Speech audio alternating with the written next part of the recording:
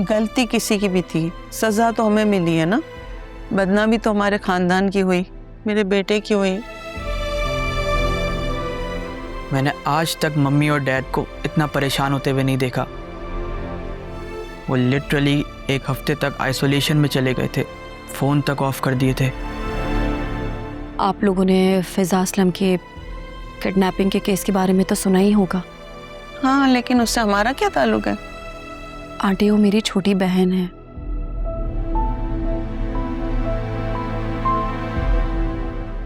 उसका कसूर सिर्फ यही था कि सुल्तान की बदतमीजी करने पर उसने उसके मुंह पर थप्पड़ मार दिया था। सुल्तान ने उसकी जिंदगी अजीरन कर दी। जमाने ने बहुत तरह की बातें बनाई, उल्टा सीधा कहा। मेरे अम्मा बाबा बहुत परेशान रहे, लेकिन एक वक्त पे उनको रियलाइज हो गया कि उन्होंने जिंदगी दुनिया के साथ नहीं गुजारनी बल्कि अपनी बेटी के साथ गुजारनी है। इसलिए उन्होंने लोगों की बातें सुनना बंद कर दी। आई एम वेरी सॉरी, आपकी बहन के साथ बहुत गलत हुआ। जुनैरा मेरी बिल्कुल छोटी बहनों की तरह है और मैं नहीं चाहती कि उसके साथ कुछ गलत हो। और उसकी गलती इतनी बड़ी नहीं है कि उसे माफी ना मिल सके। अनीता, जुनैरा बहुत अच्छी बच्ची है, बस उससे गलती हो गई। जिस घर में भी जाएगी उस घर में उजाला कर देगी। तुम एक मौका तो देकर देखो। आंटी, शान, हमने अपनी सारी सिचुएशन आपके सामने रख दी है और हम चाहते हैं कि ये रिश्ता कायम रहे। आप लोग हमें बहुत पसंद हैं। हम नहीं चाहते कि ये किसी भी वजह से ये रिश्ता खत्म हो। बाकी आगे आप लोगों की जो मर्जी। शान, जाओ समीना से को चाय सर्व करें। आलिया, मुझे तुम अपने ससुराल में सबसे बेहतर लगी हो। मेरा दिल कहता है मैं तुम्हारी बात मान लूं, लेकिन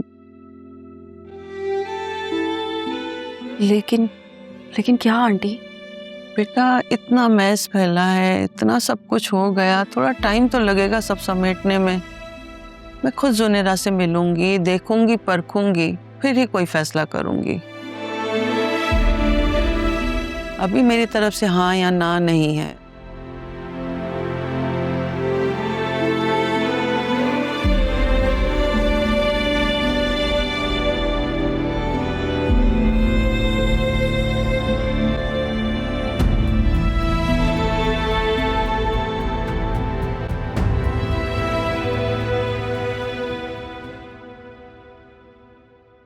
तुम्हारी बीवी ने सही से बात ही नहीं की होगी, वरना ये मामला सुलझ जाता। दादी वहां मौजूद थी और साथ थी, और दादी का कहना है कि उन्होंने सिर्फ आलिया की वजह से इतनी भी बात की है, वरना वो शायद ये भी ना करते। मेरी इद्दत खत्म हो जाए तो मैं सबसे पहले वहां जाऊंगी और खुद जाके बात करूंगी। मैं हाथ जोड़ के अनीता से माफी मांग लूंगी। प्लीज मम्मी, आप ऐसा कुछ मत कीजिएगा। वो लोग आपका नाम तक नहीं सुनना चाहते। कर दी ना अपनी बीवी वाली बात। मुझे ये बताओ, क्या खोल कर पिला दिया उसने तुम्हें कि तुम्हें हर मामले में अपनी माँ ही गलत दिखाई देती है? मम्मी, वहां जो भी बात हुई है ना, आलिया ने साफ साफ लफ्जों में बता दी है। दादी गवाह है इस बात की। जाओ जाओ, बेटी की माँ हूं इसलिए इतना गिड़गिड़ा भी रही हूं, वरना मैं तो पलट के देखती भी नहीं अनीता की तरफ। खैर, मैं आलिया से कहूंगा कि अगले हफ्ते दोबारा चक्कर लगाए वहां पे। जितना आना जाना लगा रहेगा, मिलना जुलना लगा रहेगा, काफी फर्क पड़ेगा उससे। ठीक हो जाएंगे वो लोग। काश काश तुम्हारे बाबा जिंदा होते तो ये सब कुछ ना होता। बाबा अगर जिंदा होते ना, तो आज झूठ बोलकर आपको ये निकाह करने भी ना देते। मार दिया ना ताना अपनी दादी की तरह। मम्मी, बात ताने की नहीं है, बात सही और गलत की है। और हम गलत हैं, ये आपको पता नहीं मुझे क्या हो गया था जो मैंने आपकी हाँ में हाँ मिला दी थी उस वक्त। कहना क्या चाह रहे हो कि मैं फैसले कर नहीं सकती? मुझे कभी कोई ठीक फैसला करना ही नहीं आता। ये सब कुछ मैंने अपनी बेटी की मोहब्बत में किया है। अगर मैं मर गई ना तो मुझे पता है तुम्हारी बीवी उसे सर से उतार फेंकेगी। क्या हो गया मम्मी आप? मैंने कौन सा आज तक अपना हक अदा नहीं किया? कौन से फर्ज से कोताही की है मैंने, बताएं? और जिस आलिया को आप ताने दे रही हैं ना, वही आपकी बेटी की वकालत कर रही है वहां जाके। देखो वासे,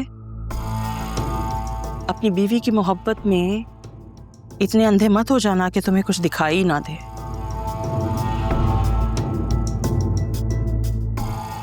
तुम्हें क्या मालूम कि तुम्हारी यही प्यारी बीवी कितने मजे से अपनी सच्चाई तुमसे छुपाए बैठी है। कौन सी सच्चाई? सुनने की हिम्मत है? मम्मी आप क्या बात कर रही हैं? खुल के बताएं। ये बताओ, तुम्हारी बीवी अब तक मां क्यों नहीं बन सकी? कैसा सवाल है मम्मी ये आपका? रोज रोज आप यही सवाल करती हैं मुझसे। जब अल्लाह ताला की मर्जी होगी तब वो माँ बन जाएगी, खत्म हो गई बात। वो अब तक मां इसलिए नहीं बन सकी क्योंकि वो मां बन ही नहीं सकती।